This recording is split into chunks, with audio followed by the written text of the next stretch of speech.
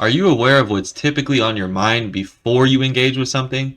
For example, let's say you have a job interview or even a sports tryout coming up. What are you imagining taking place? Do you see positive things like all the actions you're going to take to achieve success? Or do you see negative things like the potential mistakes you might make that are going to lead you to not succeeding? I ask those questions to highlight the fact that whether positive or negative, we all practice visualizations, even if we don't necessarily identify our thoughts as doing just that. Truthfully, both positive and negative, they have their places when it comes to visualization, and they have their purposes. They have the power to construct your reality, and they literally do. The mind, your mind, is an incredibly powerful force. Unfortunately, many people don't actually know how to do visualization the right way, or they might not even know about it at all. And as a result, they do not achieve their desired success. But luckily for you, you're going to learn today.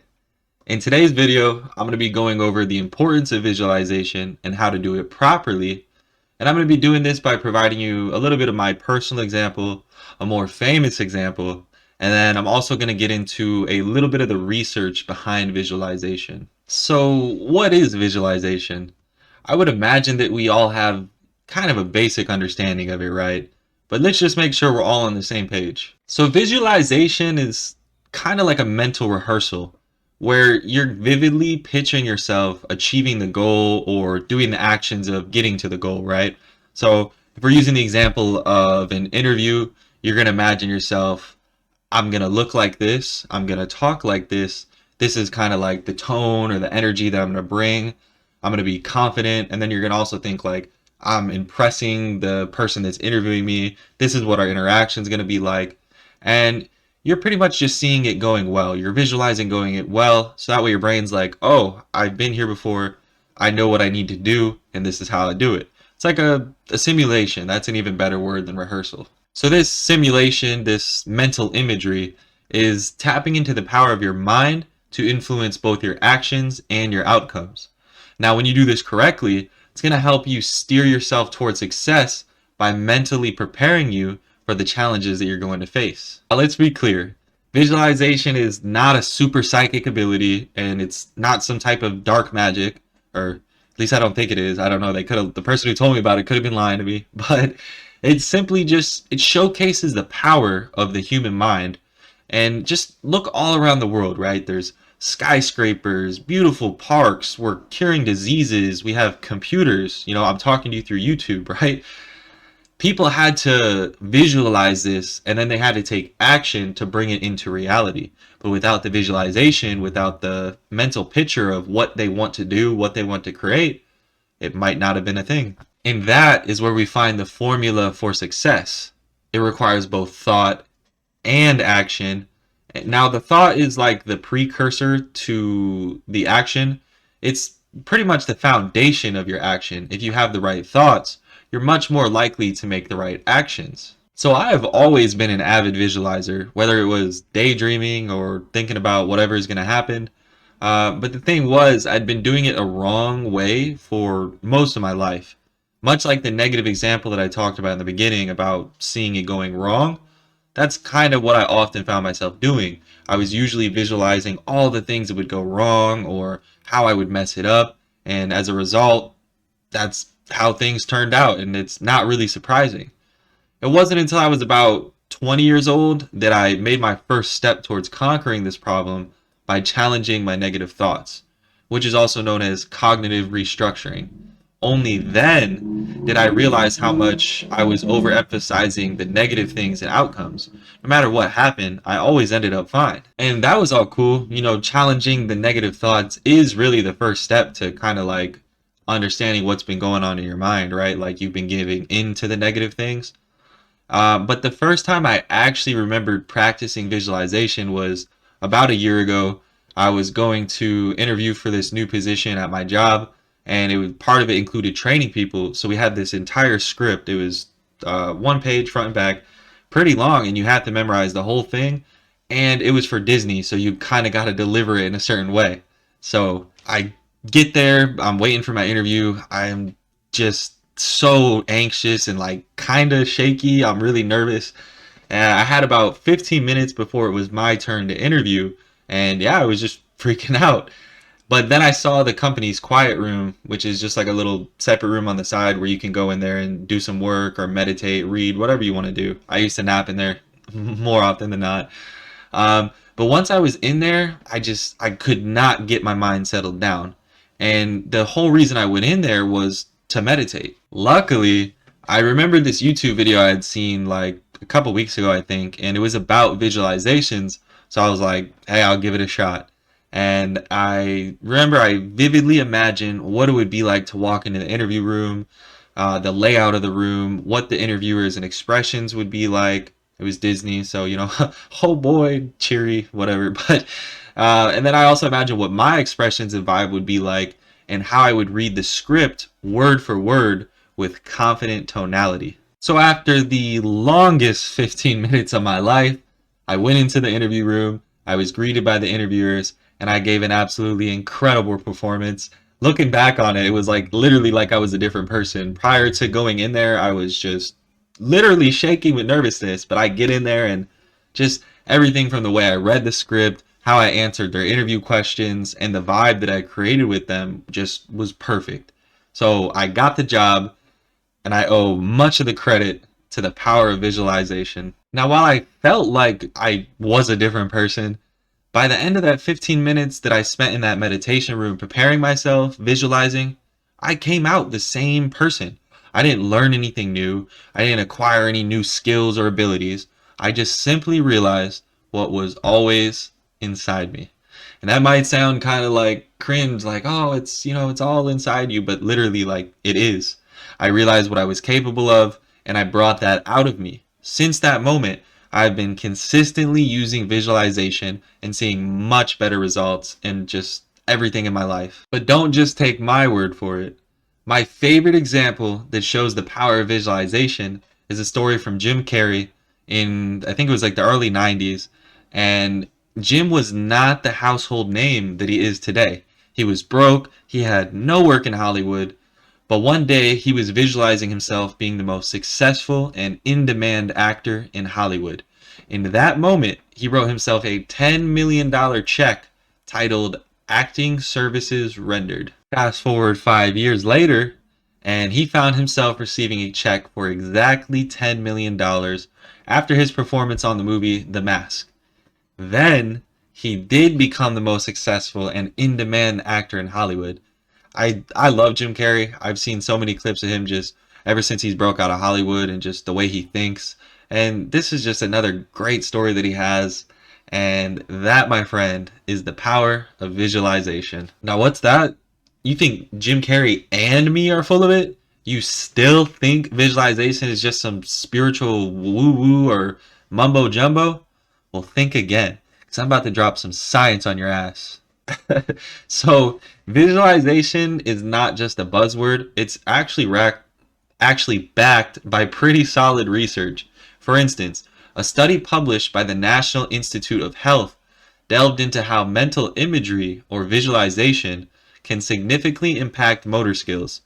The research found that when athletes visualize their performance, the brain actually activates similar neural pathways as it does during physical execution of the task.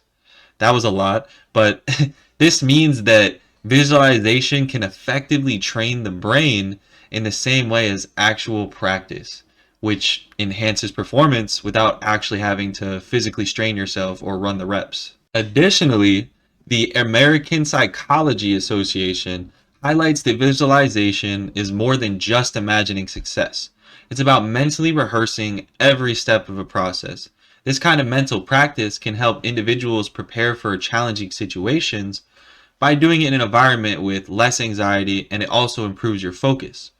The APA does emphasize that visualization can lead to measurable improvements in various areas, from athletic performance to overcoming phobias. Together, these studies underscore the powerful role of visualization in shaping outcomes, reinforcing the idea that what we see in our minds can indeed become our reality.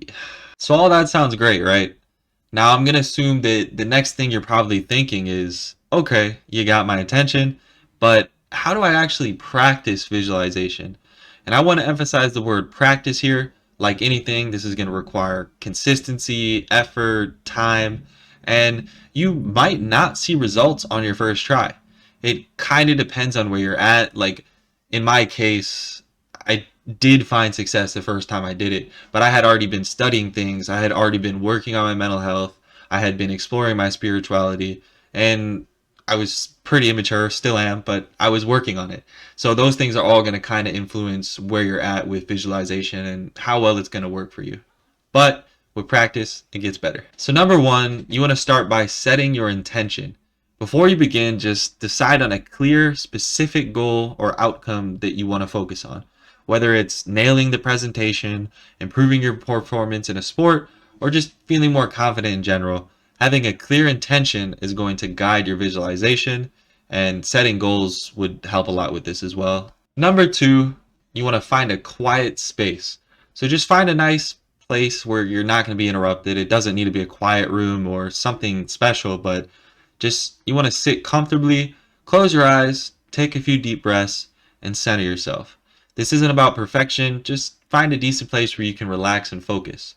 My pro tip here is do it in your car.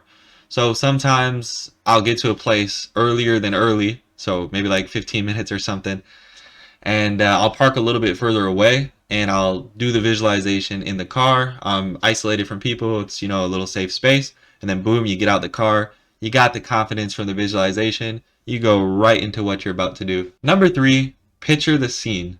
So start by imagining the setting where you're going to be performing whatever it is. Make it as vivid as possible. What does the environment look like? What sounds can you hear? How will your interactions go? And what energy will you emanate? You want to picture yourself there, fully engaged and confident. The more details you include, the more effective your visualization is going to be. Number four, focus on the positive. So when you're visualizing these things, again, you want to see yourself succeeding. You want to imagine you performing each step flawlessly, calm, confident, and in control. Experience the emotions that come with achieving the goal. And that's not just like daydreaming about like, oh, it's going to feel so awesome, but I mean, that's what's motivating you to want to get there, right? So if you can see that, that's even more motivation for you to know that's what I'm working for, that great feeling or whatever the outcome is. Number five, engage all of your senses. Don't just see the scene, feel it. Imagine the physical sensations like the warmth of the sun on your skin, the weight of the pen in your hand, maybe even what your uniform is going to feel like on your body. Hear the applause, smell the fresh air, taste the victory. Engaging all your senses is going to make the visualization much more powerful. Step six, the last and final step, you're going to want to end with affirmations. And this is like the little sprinkle or cherry on top of positivity. So after you did the positive visualization, you're going to reinforce that with some positive information. So let's say you just parked your car, you got your car in the right spot, you did your visualizations in the car, and now you're getting out of the car, you're walking towards whatever you're doing. You want to have some positive informations. Tell yourself, I'm capable of achieving this, or I'm prepared and I'm confident. And this is going to strengthen the connection between your visualization and your actual beliefs in achieving this goal. If you need help with the affirmations, be sure to check my affirmation guide out here. And the last thing I want to mention is don't forget about negative visualizations. I know I brought that up earlier, and this aspect is really important to understand. When it comes to like negatively visualizing stuff going wrong and you're about to go do it, you do not want to do that. The right way would be, I know I briefly mentioned this before about the letter it's buried over there, but the letter I have to myself about the life I will live if I don't change. And that's something I read every day. I describe the worst outcomes of my life, pretty much everything that I want to happen, but the opposite. If I don't stay on track and if I don't keep my shit together. This type of visualization is going to help you get motivated to do the work when you don't feel like it. So if you needed to study or something, right, and you're just like, damn, I don't want to do it, negatively visualize, okay, if I don't study, I'm going to fail this test. And if that's not enough, well, if I fail this test, then I could fail the class. If I fail the class, and so on. But that's how you would want to do negative visualizations. Again, not negatively visualizing like, okay, after you studied for the test, then you're going into the test. Prior to that, you don't want to be like, oh, I'm going to mess the test up. Literally, you just want to see a bad outcome if you can't get motivated to prepare. That's it. Ultimately, visualization, it's something we all already do, and it can greatly increase just the satisfaction of your life, how you feel just day to day if you do it the right way.